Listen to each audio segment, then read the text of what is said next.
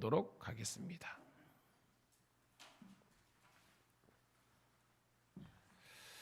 같이 읽습니다. 출애굽기 3장 1절부터 12절 시작.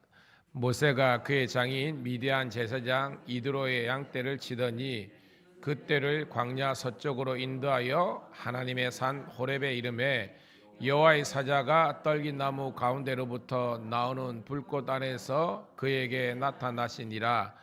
그가 보니 떨기나무에 불이 붙었으나 그 떨기나무가 사라지지 아니하는지라.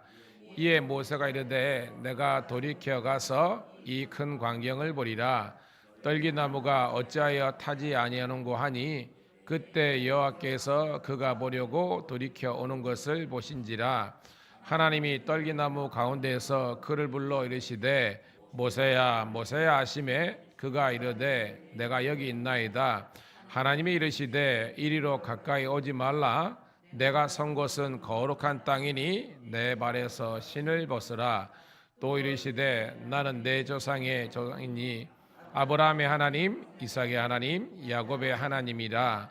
모세가 하나님 배웁기를 두려워하여 얼굴을 가리매 여호와께서 이르시되 내가 애굽에 있는 내 백성의 고통을 분명히 보고 그들이 그들의 감독자로 말미암아 부르짖음을 듣고 그 근심을 알고 내가 내려가서 그들을 애굽 건져내고 그들을 그 땅에서 인도하여 아름답고 광대한 땅 젖과 꿀이 흐르는 땅 곧 가나안 족속, 헷 족속, 아모리 족속, 브리스 족속, 히위 족속, 여부스 족속의 지방에 데려가려 하노라. 이제 가라. 이스라엘 자손의 부르짖음이 내게 달하고 애굽 사람이 그들을 괴롭히는 학대도 내가 보았으니 이제 내가 너를 바로에게 보내어 너에게 내 백성 이스라엘 자손을 애굽에서 인도하여 내게 하리라. 모세가 하나님께 아뢰되 내가 누구이기에 바로에게 가며 이스라엘 자손을 애굽에서 인도하여 내리까. 하나님이 이르시되 내가 반드시 너와 함께 있으리라. 내가 그 백성을 애굽에서 인도하여 낸 후에 너희가 이 산에서 하나님을 섬기리니 이것이 내가 너를 보낸 증거니라. 아멘. 할렐루야. 다시 한 번 더 새벽을 함께 깨운 우리 사랑하는 성도님 신우들을 환영하며 축복합니다. 오늘은 4월 14일 출애굽기 3장 1절부터 12절에 있는 말씀을 본문으로 하나님의 내려오심 모세의 물러섬이란 제목의 말씀을 통해서 은혜를 나누도록 하겠습니다. 참 훈련의 힘이 큰 것 같아요.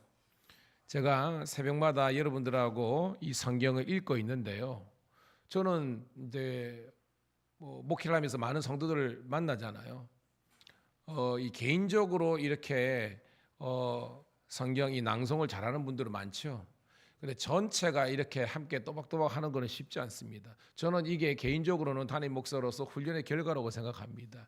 여러분들이 이게 왜냐하면 새벽에 여러분 뇌가 그냥 쑥 보는 거고요. 지금은 여러분들이 거의 다 아나운서예요. 딱 이게 여러분 내가 깨고요. 우리 장로님도 계시지만 아침에 여러분들이 이걸 하면 치매 예방에 최고입니다. 치매 예방에.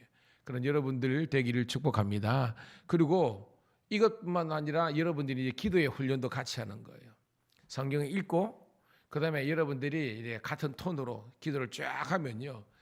여러분들이 새 가족이든 누구든지 그 교회 딱 가는데 와 따야 그 교회 성도들이 성경 낭송하는 거하고 기도하는 거 보니까 수준이 느껴지는 겁니다.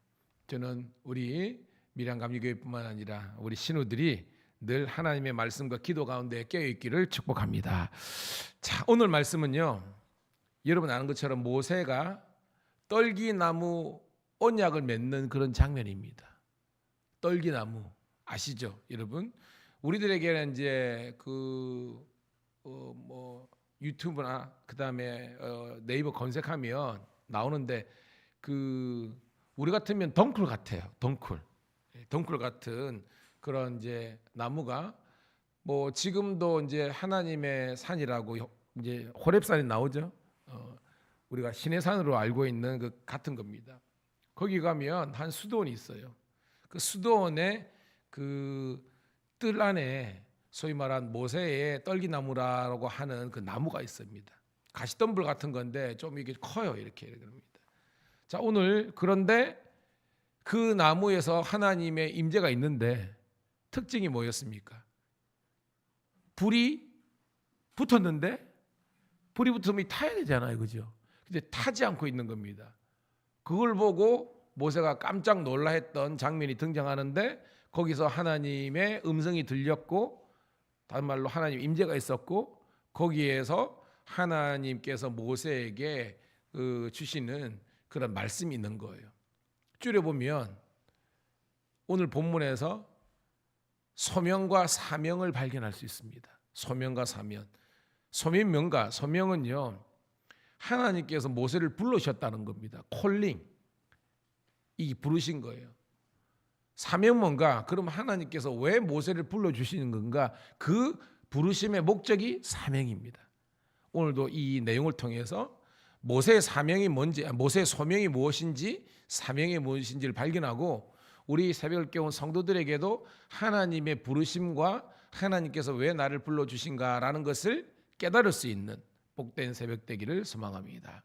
자, 첫 번째 단락은 1절부터 6절인데요. 자, 1절부터 2절까지 한번 읽어봅니다. 시작. 모세가 그의 장인 미디안 제사장 이드로의 양떼를 치더니 그 떼를 광야 서쪽으로 인도하여 하나님의 산 호렙에 이르매 여호와의 사자가 떨기나무 가운데로부터 나오는 불꽃 안에서 그에게 나타나시니라. 그가 보니 떨기나무에 불이 붙었으나 그 떨기나무가 사라지지 아니하는지라. 아멘.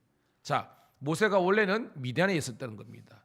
그런데 거기에서 하나님께서 호렙산까지 불러주신 겁니다. 이게 뭐라 그랬어요? 조금 전에 소명입니다. 하나님의 부르심입니다.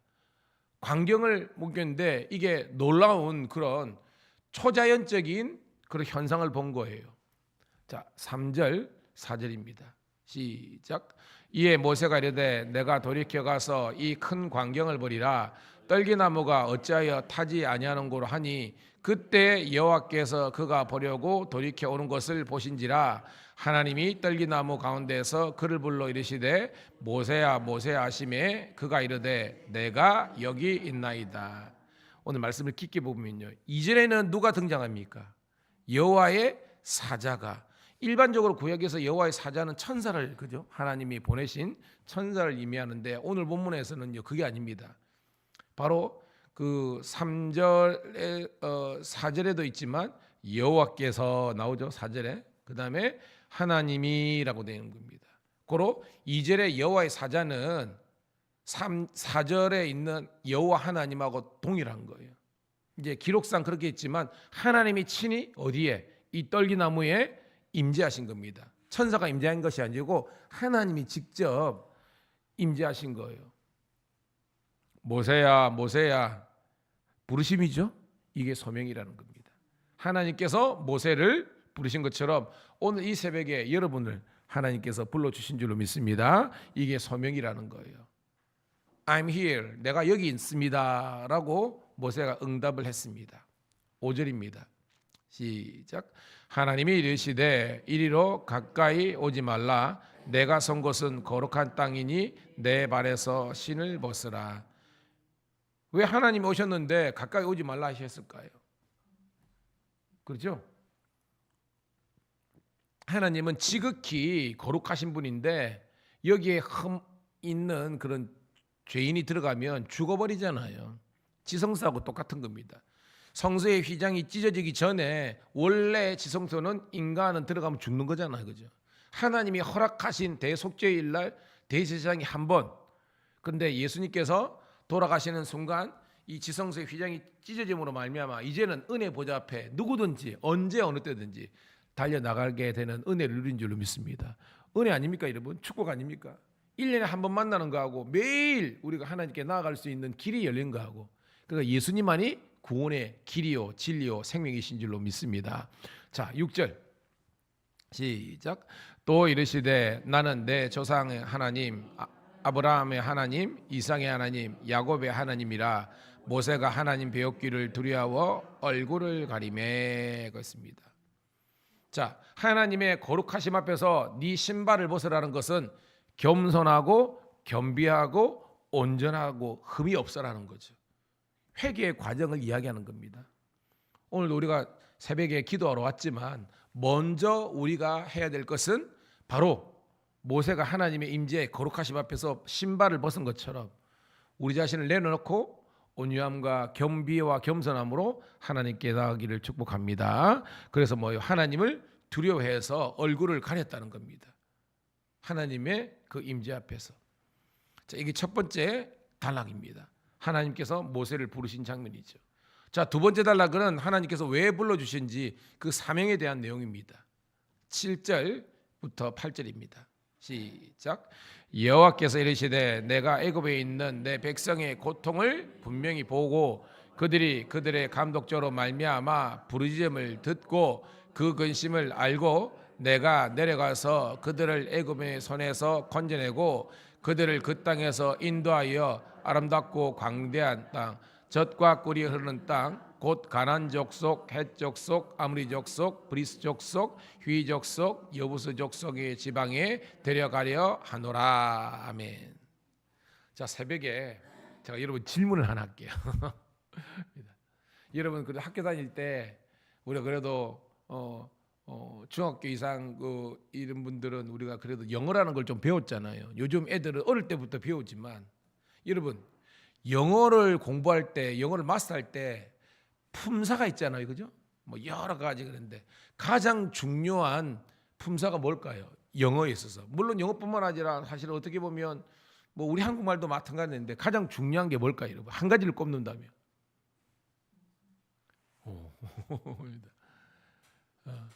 주어 동사인데요. 주어는 그 말이니까 동사랍니다. 동사. 동사를 먼저 해야 이게 리스닝도 되고요. 스피킹 말하는 것도 되는 겁니다. 이렇게. 이게 동사가 들려야 돼요. 자, 오늘 말씀 7절에서 봐요. 동사가 뭐겠습니까? 앞에 뭡니까?